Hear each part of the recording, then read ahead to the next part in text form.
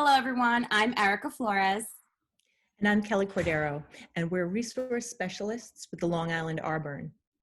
We're going to be sharing with you some tips and resources for co-planning in the digital classroom during distance learning.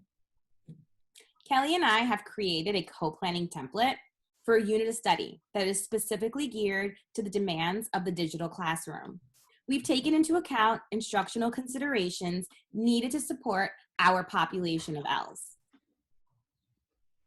As you can see, in addition to anticipating the duration of the unit of study, we're also planning for what will be the best digital platform to deliver instruction.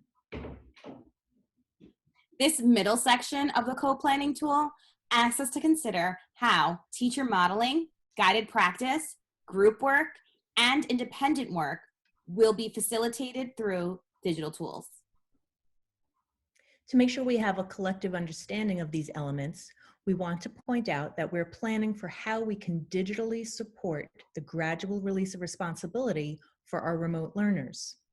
How does the I do, we do, you do together, and you do alone structure of learning transcend from our traditional classrooms into our digital classrooms?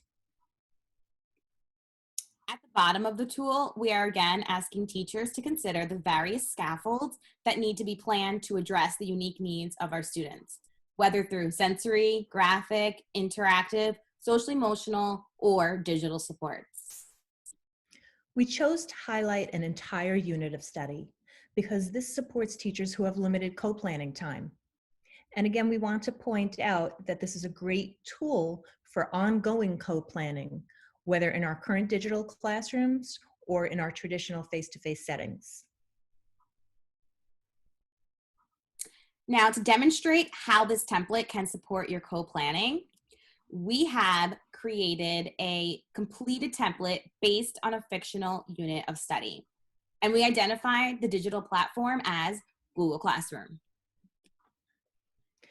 Zoom and Screencastify are tools that can provide opportunities for teacher modeling, both synchronously and asynchronously in the digital classroom.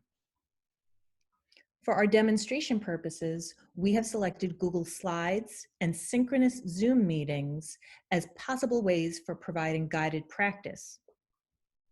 While these elements are typically happening during every lesson in the traditional classroom, they are just as important in our digital classroom. An unanticipated advantage of our current situation is that modeling and guided practice videos are accessible to students for repeated viewings throughout the unit of study. There are many ways that we can create opportunities for students to engage in group and independent work. Here are some examples that we chose because they play nicely with Google Classroom.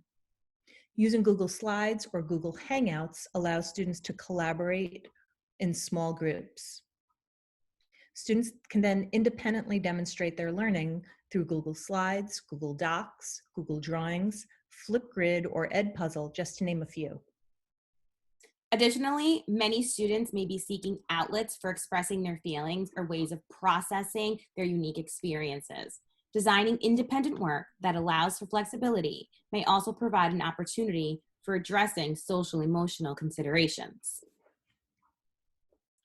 As we co-planned this unit of study, we also completed the scaffolding grid at the bottom of the co-planning tool, giving similar considerations to the tools that pair well with Google Classroom, while also providing the scaffolds our students are accustomed to and allowing for equity in access and multiple opportunities for success.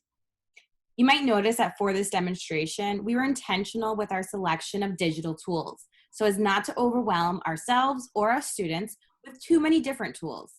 The most important message here is to stick with tools that both you and your students are familiar with, capitalizing on the need for routine and making our digital classrooms accessible for all. This co-planning tool allowed us to develop a Google Classroom with a common understanding of our unit goals and objectives. And it also gave us opportunities to collaborate on selecting the best ways to support our students. These images of the Google Classroom demonstrate a partnership between both teachers that is also evident to the students. The co-planning resulted in an equitable division of labor, as you can see in the consistent contributions by both teachers on the Google Classroom. It also provides teachers with the opportunity to anticipate and plan to address the needs of the students. This digital co-planning template is available on our website at Long Island RBERN. And if you would like to learn more about how we used it to plan the Google Classroom, you can join us for our upcoming Tune In Tuesdays. Thank you.